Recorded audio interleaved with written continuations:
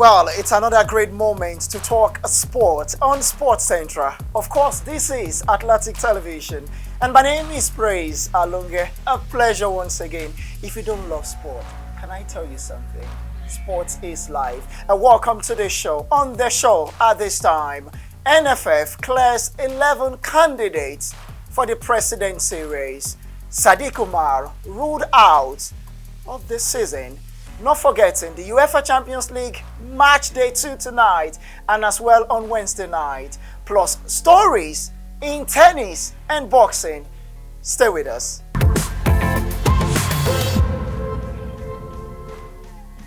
And welcome back. It's still Atlantic Television and this is Sports Central. Praise Alunga is my name. And on the show, like I started, NFF clears 11 candidates for presidency race. As we look forward to the election coming up September 30th in Benin City.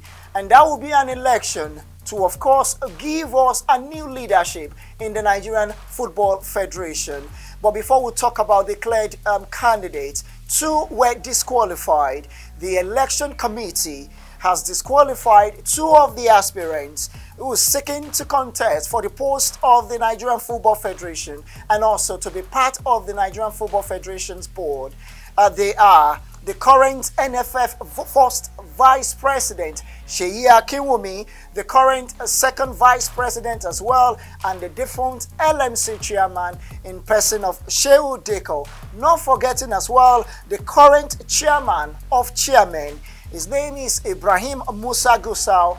Other also seeking for the elective presidency position is former international star in person of Ida Peterside, CAF Head of Safety and Security, Christian Omerua, former chairman of Kano Pillars, Abba Abdullah Yola, also Amanze Ochebolam, not forgetting David Buhari Doherty, and Adam Mokhtar Mohammed, who is the current FA chairman for FCT.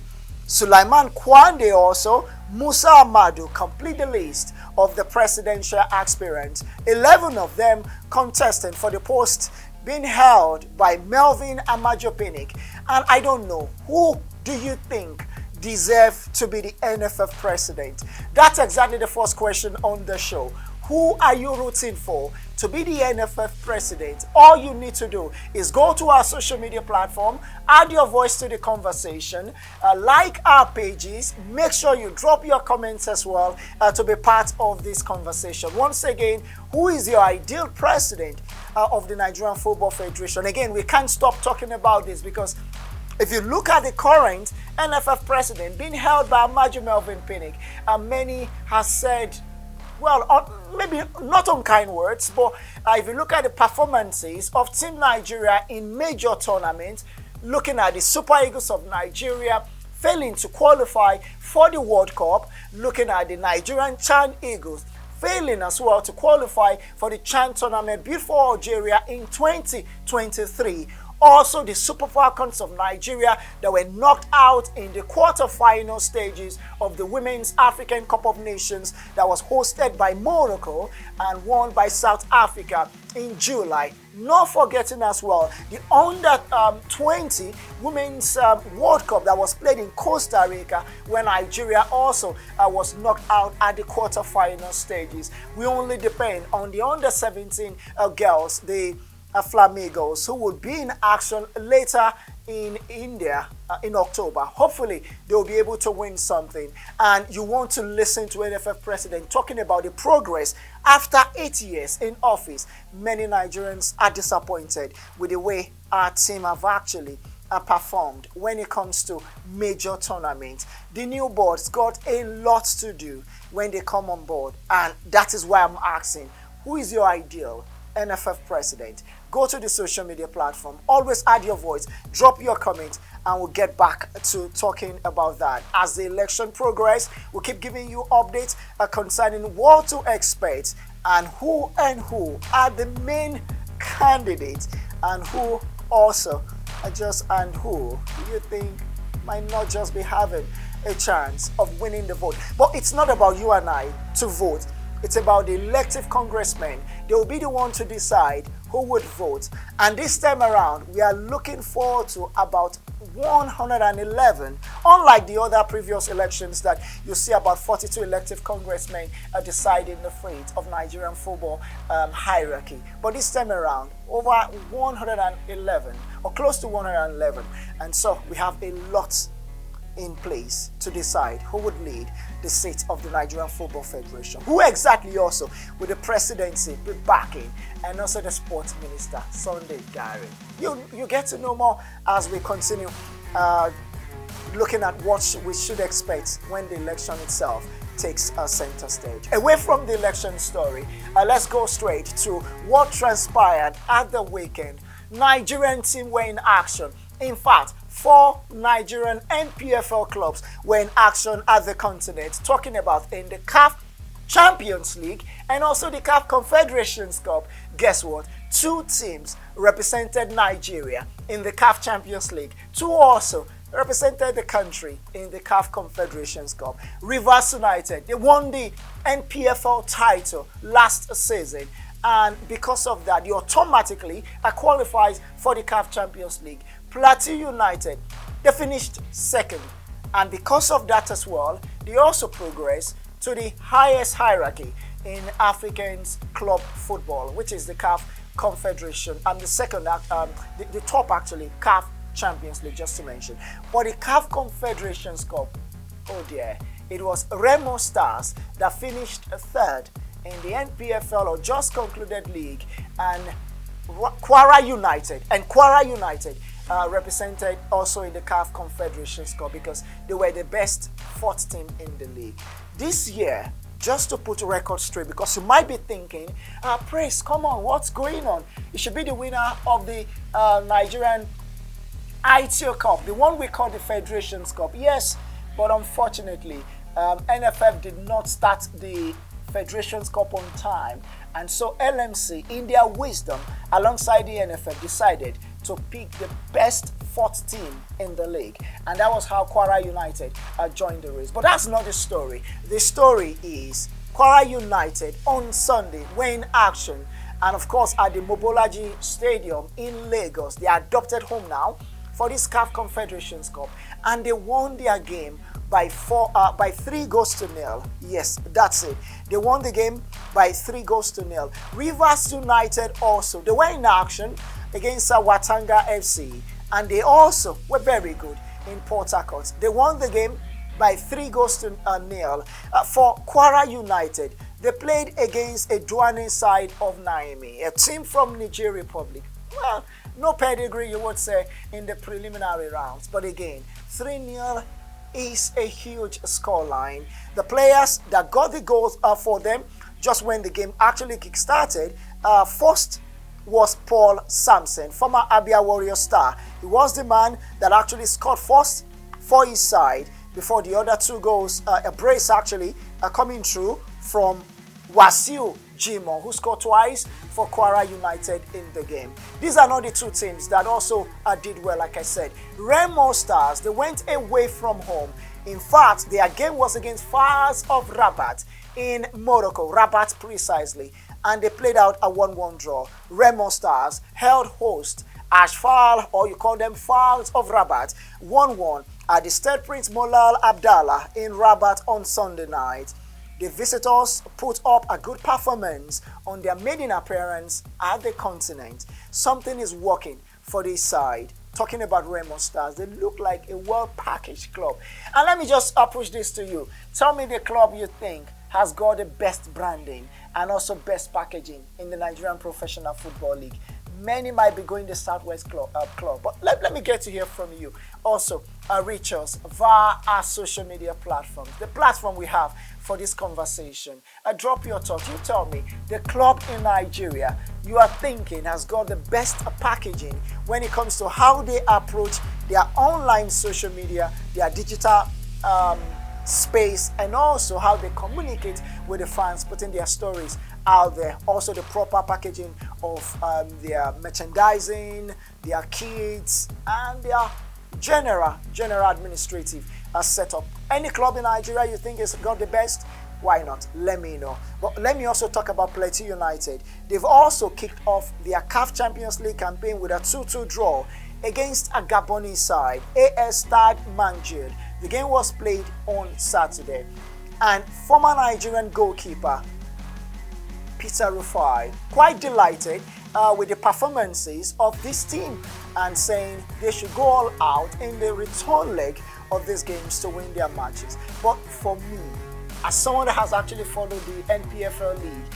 and also the CAF Champions League and CAF Confederations Cup matches over the years, am I delighted? Am I excited? Am I happy about their performances? Well, maybe yes, to a level, but this is just the preliminary rounds. And I tell you, when we get to the first round of the qualifiers, that is when you will try to check out the strength of our team and know if truly the boys are good to go this season, because it's been a dreary and under par performances from Nigerian representatives at the continent. Since Enyimba won the CAF Champions League consecutively, no other Nigerian side have done it, and we've been a shadow of ourselves, when it comes to African club football. I hope the likes of Rivers United, the likes of Plateau United, Kwara United, and not forgetting Remo Stars will begin to do Nigerian proud when it comes to the continental engagement.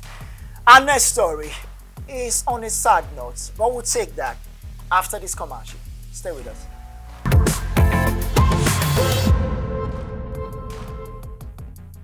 And it's still Atlantic Television, Sports Central with Praise Alonge, and welcome back from that break. And to that sad story, a Nigerian international, Sadiq Umar, has been diagnosed with ruptured anterior cruciate ligament, and what that means is he would be out for the rest of the season. That's not a good story for the man who moved from Almeria, where he has scored twice this season in the La Liga Santander, to Real Sociedad, and making his debut for the club side, scored his first goal for them against Atletico Madrid. And just looking forward to another game. He has sustained an injury, and thoughts from other La Liga players are beginning to pour for the Nigerian star. Antonio Rudiger has wished Umar Sadiq a quick recovery from the injury he sustained in Real Sociedad's 2-1 defeat to Getafe, and that was on Sunday night. I'm not happy with this news, I tell you what. But one thing we can always say to such a Nigerian player is that Sadiq Umar should get back stronger. And what it means also is this: Nigeria would not have Sadiq Umar in action as we look forward to the friendly game against the Dexter Foxes later in October. And not forgetting as well that Nigeria in November will play against Portugal. Sadiq Umar will also be out of action. About 4 Nigerian players just this weekend and the weekend before have all been involved in one injury crisis or problems and the other. Sadiq Umar is out. Akikumi Amao was out a few weeks ago. Victor Moses also out for his club side, even though he has quit playing for Nigeria. But these are Nigerian internationals, and if you're a footballer, you don't want to miss any of your star at all. So that's it about Sadiq Umar. We'll talk about the UEFA Champions League. This will be very short. Well, you can also send in your quick thoughts to Sadiq Umar and also other Nigerian players that are injured at this time, as we wish them well and hope they can get back to playing football when the injury crisis, is finally treated. A very short break this time. When we come back, match day 2, UEFA Champions League. Liverpool must redeem their image tonight. Against what club? Wait for it after this.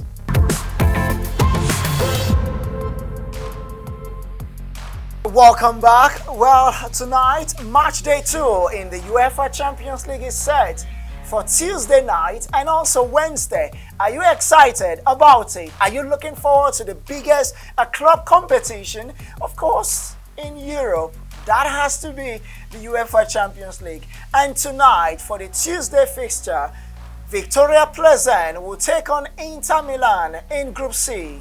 Liverpool will sit at Anfield Stadium to welcome Ajax. By 8 o'clock tonight, Bayer Leverkusen from Germany against Atletico Madrid from Group B as well. 8 o'clock is the kickoff time. And in France, Marseille up against Eintracht Frankfurt. In other matches tonight, Sporting CP of Portugal against Tottenham Hotspur, and FC Porto will take on Club Brugge. The big game tonight, the star game tonight, Bayern Munich up against Barcelona, and that's a game a lot of people will be looking forward to. Robert Lewandowski will be back to his former side, the Allianz Arena, where he helped them win the UEFA Champions League. And that was in 2020 season when COVID struck. Well, he's now with Barcelona, and guess one important joke that, of course, Muller made just ahead of the game tonight. He says, Sadio Mane is telling him, come on, do not pass to Lewandowski, because Thomas Muller and Lewandowski have played together for a long time, and there might just be the familiarization coming through. That might just similar giving Lewandowski ball to score against his side. But hopefully he will be very professional in tonight's game. Lewandowski is a star man. He scored in the last 5 matches for Barcelona. Against Victoria Pleasant in the match they won, he struck 3 times. How many goals do you see Lewandowski scoring tonight against his former side? 1? You think 2? Or maybe a hat-trick again? Or even a haul? Will he score 4 goals in tonight's game against Bayern Munich? That will be a tough order, actually. But likely to see Lewandowski score a goal. You want to tell me how many goals you think Lewandowski has a potential capacity of scoring tonight in the UEFA Champions League game at the Bavarian home Allianz Arena against Barcelona? Why not? Again, go straight to the comment section. But remember, before you go to the comment section, the first thing you need to do is to like, follow, and also chat us around, dropping your thoughts on our social media platforms. You can also share some of our content, of course, on Atlantic Television. You just have to do that. And like I said, at the end of the month, you stand a chance of getting yourself a major top-up. These are the matches built for tonight. We also have matches tomorrow, and I'll quickly go through some of the games on Wednesday, September 14. AC Milan against Dynamo Zagreb, Rangers up against Napoli, Real Madrid at home against Leipzig, Real Madrid up against Leipzig, Shakhtar Donetsk, Celtic FC, Chelsea against Salzburg, and that will be the first game for Graham Potter in charge of Chelsea after sacking Thomas Tuchel from Chelsea. Manchester City against Borussia Dortmund by 8 o'clock as well. And the final game, Juventus will take on Benfica. At the same time, we see Maccabi Haifa of Israel against Paris Saint-Germain. Don't forget, Copenhagen against Sevilla also will be live. Once again, matches on Wednesday, AC Milan, Dynamo Zagreb, Shakhtar Donetsk, Celtic, Rangers, Napoli, Chelsea, Salzburg, Man City, Dortmund. We'll see Real Madrid against Leipzig, Copenhagen, Sevilla, Maccabi Haifa up against Paris Saint-Germain, Juventus against Benfica. And for tonight's game, what game is the star game for you? Pleasant Inter, Liverpool Ajax, Bayer Leverkusen Atletico, Sporting CP Tottenham, FC Porto Club Brugge, Bayern Munich and Barcelona. For me, Bayern Munich and Barcelona is the star game tonight. What game is the star one for you tonight? Bayern, Barca, or you go with Liverpool Ajax. Liverpool Ajax is also massive, but not as big as Bayern against Barca tonight, because a lot is at stake ahead of this game. And just straight away from Champions League now, let's quickly give you updates concerning the Premier League, because there's been a revelation after the death of Queen Elizabeth II. A lot of twist and turn in the Premier League and also around the United Kingdom Empire. In Northern Ireland, you talk about Scotland as well, where games were postponed at the weekend, even though some felt games should have gone ahead, at least to show sign of respect to the Queen of England, who actually died on Thursday. But I'm talking about how that has affected football. A lot of games were postponed, and if you're a fan of the Premier League, your Premier League is back. But again, some matches have been postponed. Now, let's talk about a game that was postponed by UEFA. Arsenal's Europa League group game against PSV Eindhoven at the Emirates Stadium on Thursday has been postponed. You might be asking me why. UEFA confirmed that the game is to be rearranged due to a lack of available police in London, while the United Kingdom mourns the death of Queen Elizabeth II. It is not yet known when the game will be played, but Arsenal say they are working with the authorities to reschedule the match. That's about the game between Arsenal and PSV Eindhoven, of course, in the UEFA Europa League. But away from that, talking about other games that we expect to go down later this weekend, there's been a Premier League rescheduled matches. So on Friday, September 16, Aston Villa will take on Southampton, Nottingham Forest up against Fulham, and then on Saturday we see some matches. September 17, Wolverhampton Wanderers against Manchester City, Brighton will take on Crystal Palace, and Newcastle United Bournemouth, Tottenham against Leicester City. On Sunday, Brentford will welcome Arsenal to their stadium, Manchester United will sit at Old Trafford to take on Leeds United, Everton, West Ham United, and the big game, Chelsea against Liverpool, has been postponed. Everton against West Ham would hold.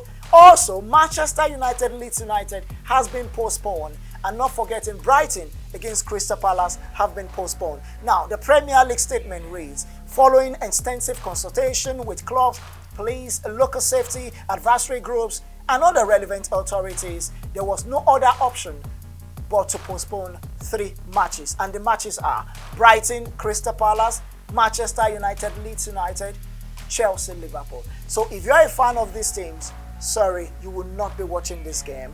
And again, the FA updates on return of football matches. They said, and I quote, last weekend, English football united together to honor and remember Her Majesty of the Queen. We would like to express our thanks and gratitude to everyone across the game.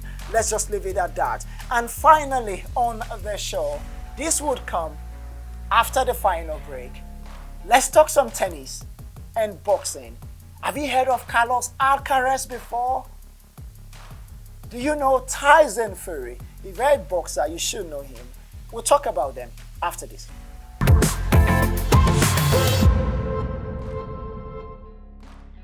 Alright, welcome back and welcome to the last part of the show. This is the Atlantic Television and Sports Central. Praise Alonga is my name. And straight to a boxing story. Antonio Joshua's team have confirmed that they've accepted terms set out by Tyson Fury ahead of a potential fight for December 3rd. Joshua management and Mushroom stated on social media that communication had been halted, of course, due to the passing of the Queen. But now everything is said. So, and of course, they've also met all the terms that Tyson Fury has placed on the cards ahead of the fight between Antonio Joshua and Tyson Fury. I also look forward to the fight. And away from tennis now, away from boxing, let's touch on tennis. Ima Raducanu, she's in the news. Ima Raducanu won her first match since the US Open, beating Diana Yemistreva in the Slovenia Open in the Portal on Monday. But that's not the story. It's the fact that she won another US Open title. Congratulations to her. And not forgetting as well that Carlos Alcaraz is the youngest after Tsitsipas actually won the US Open Grand Slam since 1990.